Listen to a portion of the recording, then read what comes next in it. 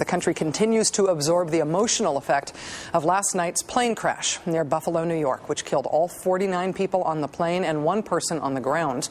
The Continental commuter turboprop took off from Newark, New Jersey, and was coming in to land at Buffalo Niagara International after 10 p.m. last night when it suddenly nosedived into a house in Clarence Center, which is a suburb of Buffalo.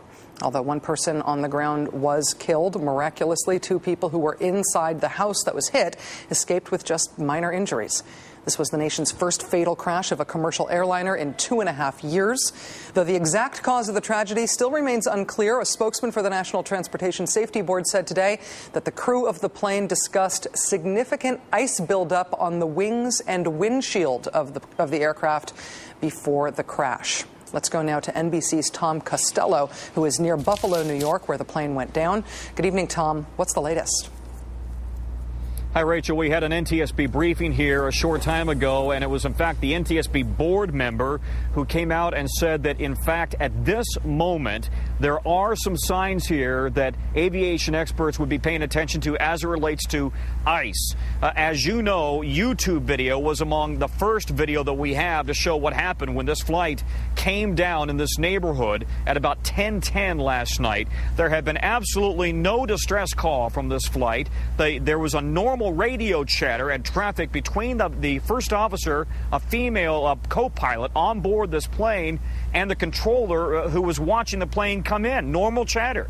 Suddenly, the plane just dropped off the radar screen. The controller immediately started trying to figure out what was going on. We may now have a sense of what's going on because the NTSB told us this afternoon that, in fact, they have already analyzed the cockpit voice recorder. They've already listened to it. And almost immediately, they heard the crew members talking about ice. Let's listen to what the NTSB said a short time ago.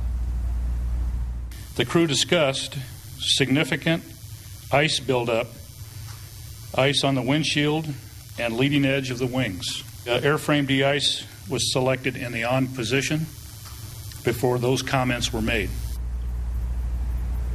Okay, that's Captain Steve Cheelander, who is a board member, who said that it appeared that the de-icing mechanism was turned on.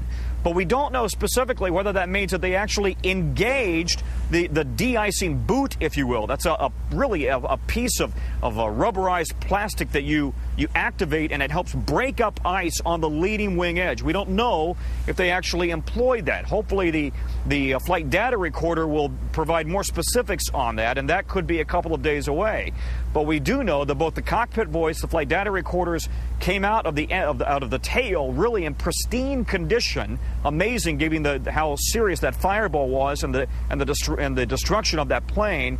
And we know that, in fact, that the plane was dealing with, the cockpit crew was dealing with significant ice just before this episode. Rachel, here's the theory. The theory is that the crew may not have realized how bad the ice was. That as they made their approach, they went ahead and deployed, if you will, the flaps. They set the flaps for landing. That slows the plane down. That should be okay in a normal situation. But if you have more ice on your wings than you are aware of, and the plane suddenly slows down, it may have fallen below the stall speed, and the plane may have just done an immediate nosedive into the home below. It's all preliminary, it's all early, but boy, ice right now is certainly something everybody's looking at. Back to you. Tom, thank you. One question for you. Given that the investigation here is going to focus on human action, obviously, but also on equipment and whether or not equipment functioned as it should, is there any reason to believe that the airline or the aircraft manufacturer might take immediate action, might ground that particular sort of plane, might take any sort of special inspection measure? I think it's too early to say that. This is a Dash 8. It's made by the Canadian firm Bombardier. It has a very good track record. It's been flying for the better part of 25 years or so. This is the first fatal accident involving a Dash 8 in America, only the second worldwide. It's really a workhorse turboprop. It has a very good reputation, very reliable. It's loaded with very good avionics and computer equipment. And so I don't think that there is an immediate call. I haven't heard it from anybody that we have a problem with the fleet. Again, the fleet is known as being very reliable, but because it's made by Canadian Bombardier, the Canadian Transportation Safety Board is also involved in this investigation. NBC's Tom Costello, thank you so much for your reporting, for being on the show with us, Tom. Appreciate it. You bet. The crash obviously leaves us with many questions, which may not be answered for some time, as Tom said. But if there is a real possibility that ice on the wings is the cause, as somebody who is no expert in this field, as somebody who flies frequently, I want to know how common ice on the wings is, and how planes usually deal with that problem, and what might have been different in that Dash 8 last night. To help us understand what could have gone wrong and what it means for the planes that we all fly in, we're joined now by Ira Furman, who's a former deputy director and spokesman for the National Transportation Safety Board. Mr. Furman, thank you for your service at the NTSB. Thanks for joining us tonight. Sorry for the circumstance that brings me here. Yeah. We are learning that the crew knew of and discussed ice on the wings. We've all driven in icy conditions. We know what that's like in a car. Why is that so potentially disastrous in a plane? Well, as Mr. Costello just referenced, he talked about the possibility that this aircraft stalled as it came out of the air.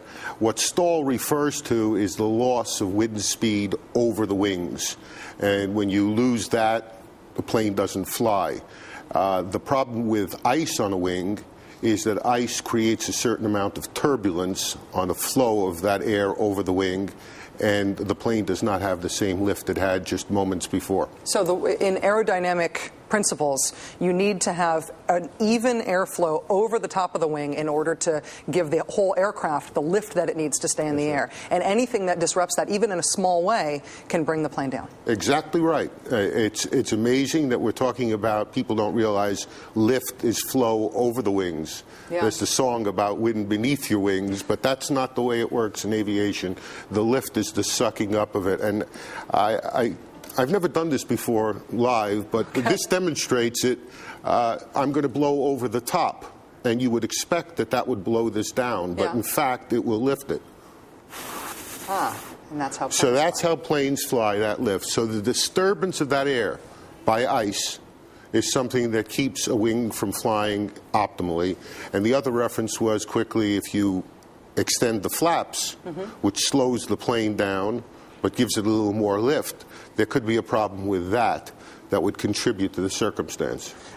What options are available to pilots for addressing icing once they are in the air? We heard Tom reference de-icing boots. We heard on the NTSB recording that the airframe de-icer was deployed. What sort of options do they have? How good is that technology? Okay, it depends on the aircraft. The really large aircrafts, they divert heated air through the leading edge of the wing. And so that's the de-icing mechanism there. Okay. Smaller aircraft, such as this one, use the technology that they refer to as a boot.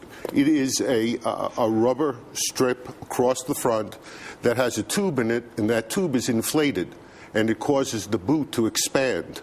So as ice forms on it, you simply cause it to expand, it cracks off the ice, it gets blown away by the airflow, and then you retract it, and you wait for more ice to build up, and you do the same thing. They also have to do that on the vertical surface, the elevated, the horizontal surfaces of the plane. One last quick question. As the NTSB looks into this, will they be able to, and I guess it may depend on the condition of the remains of the plane, will they be able to determine if that equipment malfunctioned? They may be able to determine that, or they may come to what they call the probable cause of an accident, and that'll wait. They'll also be looking at whether the flaps, when they deployed those flaps, whether those flaps deployed symmetrically, because if they didn't, one wing was going to fly higher than the other, and that would just cause a plane to cartwheel. And we know that it came down in an incredibly, very vertical angle, almost a nosedive. Well, Ira Furman, former deputy director and spokesman for the NTSB, it's a real honor to us to have you and your expertise represented here on the show tonight. Thank you.